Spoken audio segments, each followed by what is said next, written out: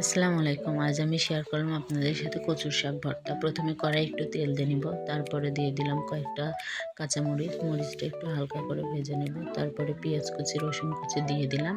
এর ভেতর দিয়ে দেবো সামান্য একটু হলুদ গুঁড়ো, যেন পেঁয়াজ আর রসুনের কালারটা একটু আসে, না হলে সাদা দেখতে ভালো লাগে না। এরপর দিয়ে দিলাম কচুর শাক।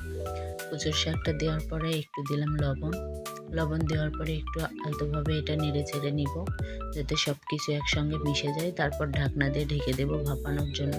ঢাকনাটা খুলে দেখলাম ভিতরে সিদ্ধ হয়েছে কিনা। এরপর একটু আস্তে আস্তে করে নেড়ে চেড়ে এটা ভাজতে হবে। একটু তেল দিয়ে আস্তে আস্তে করে এটা ভেজে নেব।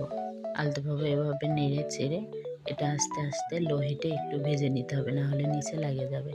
এরপর আমাদের এই যে ভাজাটা শেষ। এখন আমরা এটা পাটায় বেটে নেব। হ্যাঁ, আমাদের ভাজাটা এখন কমপ্লিট হয়ে গেছে। আমি পাটাটা সুন্দর করে ধুয়ে মুছে নিয়ে পাটায় একটু একটু করে এটা বেটে নেব। বেটে নিলে আমাদের ভর্তাটা কমপ্লিট হবে। হ্যাঁ, আমাদের বাটাও শেষ প্রায়। এখন আমরা এই ভর্তাটা উঠিয়ে নিব একটা বাটিতে।